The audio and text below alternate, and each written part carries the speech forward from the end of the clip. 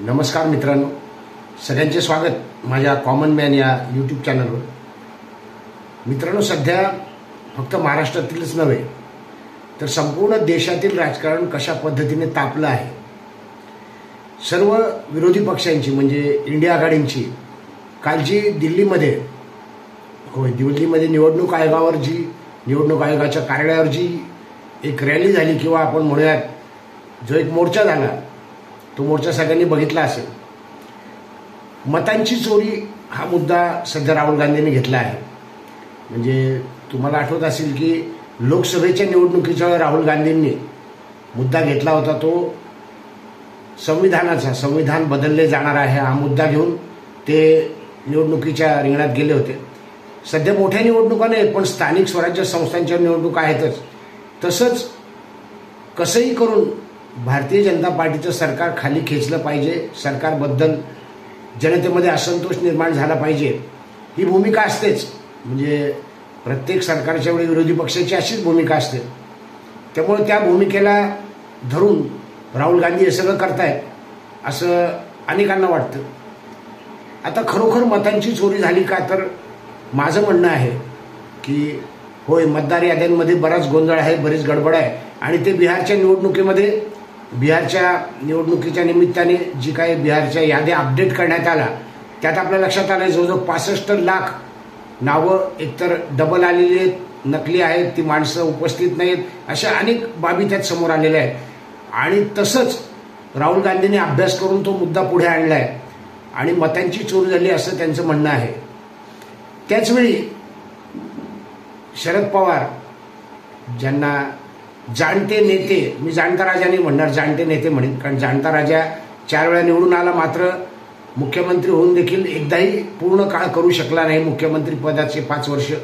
त्यामुळे जाणते नेते म्हणूयात आपण, वयोवृद्ध जाणते नेते शरद पवार यांनी जो दावा केला त्यांनी मात्र मोठी खळबळ उडवलेली आहे। त्यांच्या दाव्याची री कोणी ओढली तुम्हाला माहितीच आहे।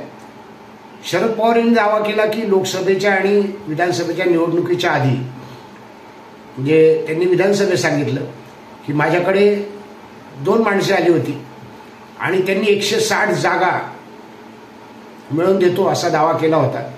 मी त्यांना राहुल गांधींकडे घेऊन गेलो। त्यानंतर मग आम्ही ठरवलं की नाही, आपण लोकशाही मार्गानेच निवडणूक लढवायची, आणि त्या माणसांचा प्रस्ताव होता तो आम्ही स्वीकारला नाही। ताबडतोब वंचित बहुजन आघाडीचे प्रकाश आंबेडकर हे पुढे आले आणि त्यांनी सरळ सांगितलं की हा दावा खोटा आहे। इतकं खोटं माणसाने बोलू नये किंवा खोटं बोलण्याला देखील काहीतरी सीमा असते। प्रकाश आंबेडकरांनी सांगितलं की कडक सुरक्षा असते राहुल गांधींकडे, त्यामुळे शरद पवारांना जर ती नाव आठवत नसतील, कारण शरद पवारांनी नेहमीप्रमाणे संदिग्ध बोलले की ती माणसं आली पण आता त्यांची नावं आठवत नाहीत आणि मी त्यांना राहुल गांधींकडे घेऊन गेलो होतो। जरी शरद पवारांना नावं आठवत नसली, ते जर राहुल गांधींकडे घेऊन गेले असतील तर राहुल गांधींची सिक्युरिटी अतिशय कडक आहे। त्यांना कोणीही असं भेटायला जाऊ शकत नाही। तेथे रजिस्टर असेल, तेथे व्यवस्थित झडती होते, तपासणी होते, त्याची नोंद होते।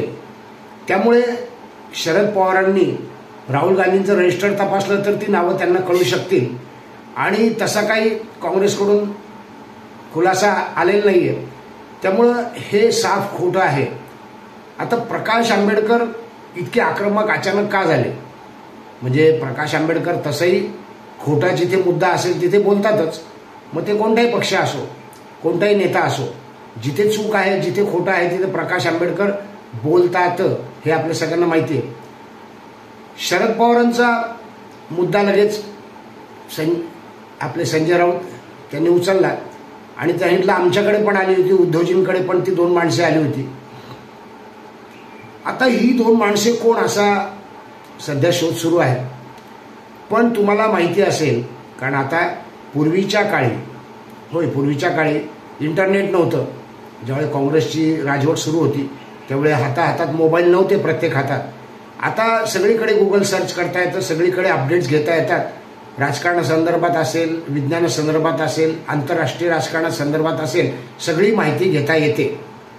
त्यामुळे अनेकदा आता कोणी खोटे दावे करू शकत नाही किंवा असं खोटं जनतेला फसवू शकत नाही। भावनिक आवाहन करून जनतेला नेते फसवतातच आणि ते प्रत्येक वेळा लक्षात येतच. प्रकाश आंबेडकरांनी हा मुद्दा मांडला याचं अजून एक कारण आहे, म्हणजे ते खोट्याची बाजू घेत नाही कधीच, ते खऱ्याच्या बाजूने उभे राहतात. आणि म्हणून त्यांनी म्हटलंय, त्यात अजून एक मुद्दा असा आहे की शरद पवार असं म्हणून प्रकाश आंबेडकरांचा जो ईव्हीएमचा मुद्दा आहे तिकडे लोकांचं लक्ष वळवत आहेत, हे तुमच्या लक्षात आलं असेल. म्हणजे मतांची चोरी असं राहुल गांधींचं म्हणणं आहे, म्हणजे मतदार याद्यांमध्ये गडबड करून फेरफार करून मतांची चोरी झाली आहे. राहुल गांधी द्विधा मनस्थितीत आहेत, म्हणजे नक्की मतदार यादीतील गोंधळामुळे आपण हारलो की ईव्हीएम हॅक झाल्यामुळे हारलो, हे दोन वेगळे मुद्दे आहेत. कारण मतदार याद्यांमध्ये मतदार वाढवणे, नकली मतदार किंवा डबल मतदान हा बेकायदेशीरच मुद्दा आहे, गंभीर मुद्दा आहे. तसाच ईव्हीएम हॅक होणे हा जो आधीपासूनचा मुद्दा आहे, जो मुद्दा अधूनमधून म्हणतो मी, अधूनमधून इंडिया आघाडीचे लोक किंवा राहुल गांधी विरोधी पक्ष उचलत असतात. पण तो मुद्दा 2004 पासून प्रकाश आंबेडकर घेऊन लढत आहेत. आणि तुम्हाला माहिती की त्या मुद्द्यावर प्रकाश आंबेडकरांना या सर्व विरोधी पक्षांनी एकटं पाडलेलं आहे. म्हणजे एकीकडे भारतीय जनता पार्टीचं सरकार खाली खेचा, भारतीय जनता पार्टी विरोधात निवडणुका लढवा, भारतीय जनता पार्टी विरोधात वातावरण तयार करा, असं सगळं जरी विरोधी पक्षांचं सुरू असलं तरी दुसरीकडे नेमका जो मुद्दा आहे, कळीचा मुद्दा आपण म्हणूयात, तो कळीचा मुद्दा ईव्हीएमचा आहे. आणि प्रकाश आंबेडकर 2004 पासून ही लढाई लढतायत. कोर्टात देखील, हायकोर्टामधून त्यांना आता सुप्रीम कोर्टात जावं लागलं आहे योग्य न्याय मिळाला नाही म्हणून. त्यांनी अनेकदा आवाहन केलंय की आमच्या सोबत या, आपण सगळे एकत्र मिळून ईव्हीएमच्या मुद्द्यावर लढू. तर तो मुद्दाच आता प्रकाश आंबेडकरांचा शरद पवार चोरतात की काय? हो, म्हणजे एक याचिका जी प्रकाश आंबेडकर लढतायत, त्याऐवजी आता इंडिया आघाडीचे लोक दुसरी याचिका टाकून, म्हणजे प्रकाश आंबेडकर यांच्या सोबत न लढता स्वतंत्रपणे ईव्हीएमचा मुद्दा घेऊन लढणार आहेत काय, हा पहिला मुद्दा आहे संशयाचा. तसंच मंडल यात्रा, शरद पवारांनी जी नागपुरातून नुकतीच मंडल यात्रा सुरू केली, 30 वर्षांनंतर शरद पवारांना मंडल किंवा ओबीसी आठवले काय, असा अनेकांच्या मनात प्रश्न आहे. बघा, शरद पवारांचे 2 डाव, होय 2 गोष्टी समांतर होत आहेत. नुकतंच जरांगेंनी 2 वेळा पत्रकारांसमोर आले आणि त्यांनी पुन्हा एकदा जाहीर केलं की 29 ऑगस्टला मुंबईला जाणारच आणि आरक्षण देखील ओबीसी मधूनच हवं आहे. त्यांच्या मागणीमध्ये काही बदल झालेला नाहीये. म्हणजे एकीकडे आता मराठा समाज 29 ऑगस्टला रस्त्यावर येणार आहे, हे उघड चित्र आहे. मुंबईपर्यंत गणपतीचा त्यावेळे सण येतो आणि गणपतीच्या काळात अत्यंत ट्रॅफिक जाम असते, अत्यंत गर्दी असते. अशा गर्दीत मराठे तिथे जाणार आहेत. त्यामुळं सरकारला अत्यंत कसरत करावी लागणार आहे आणि ओबीसीमधूनच आरक्षण हवं हा अट्टहास आहेच. एकीकडे मनोज जरांगे कोणाचे प्यादे आहे मी सांगणार नाही, सगळ्या लोकांना माहिती आहे ते कोणाचे प्यादे आहे. ते वा किती ऊर्जा आहे साहेबांची, असं ते कोणाबाबत म्हणाले होते हे देखील सगळ्यांना माहिती आहे. म्हणजे एकीकडे मराठ्यांना आरक्षण घेण्यासाठी आणि ते देखील ओबीसीमधूनच हवं असा हट्ट करायला लावायचा आणि एकीकडे मंडल यात्रा काढायची, म्हणजे आपण ओबीसींचे तारणहार आहोत, ओबीसींची बाजू घेतो आहोत असं दाखवायचं. हा विरोधाभास आहे आणि प्रकाश आंबेडकरांच्या लक्षात तो विरोधाभास आला आहे. तसंच या निमित्ताने प्रकाश आंबेडकरांनी जी ओबीसी आरक्षण बचाव यात्रा काढली होती ती आता बाजूला पडून त्याचं सगळं क्रेडिट शरद पवार घेणार आहेत.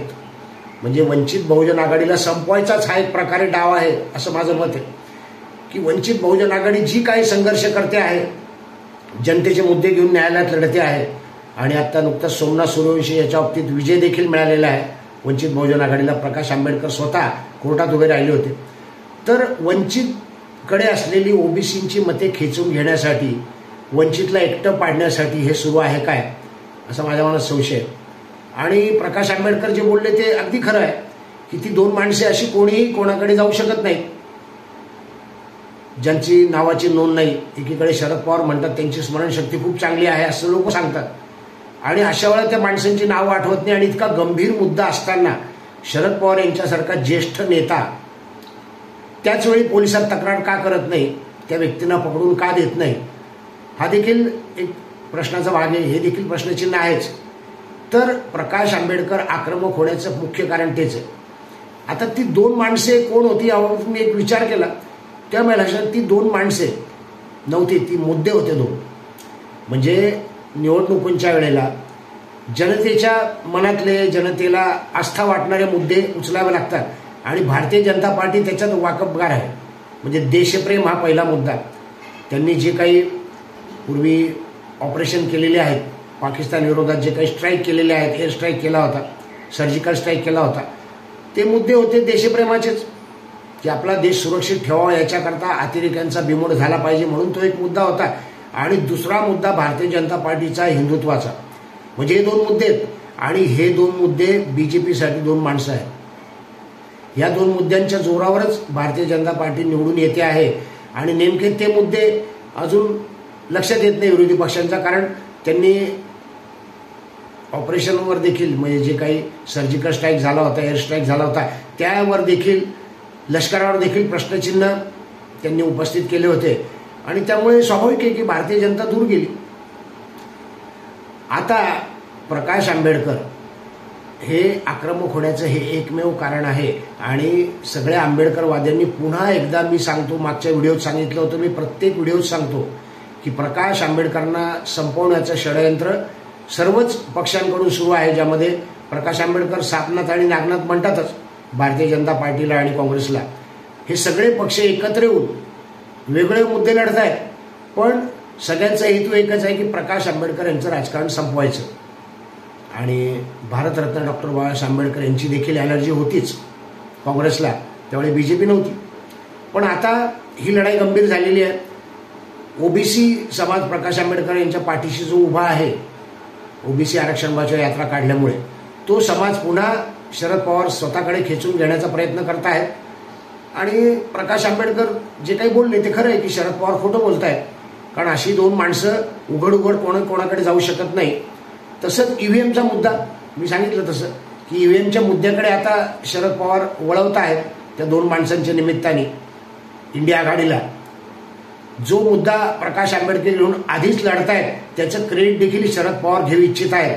आणि म्हणून खोट्याच्या विरुद्ध लढणारे प्रकाश आंबेडकर आक्रमक झालेले आहेत. आपलं काय मत आहे? व्हिडिओ आवडला असेल तर लाईक करा, शेअर करा, सबस्क्राईब करा. भेटूयात नवीन व्हिडिओत कॉमन मॅनसह. धन्यवाद.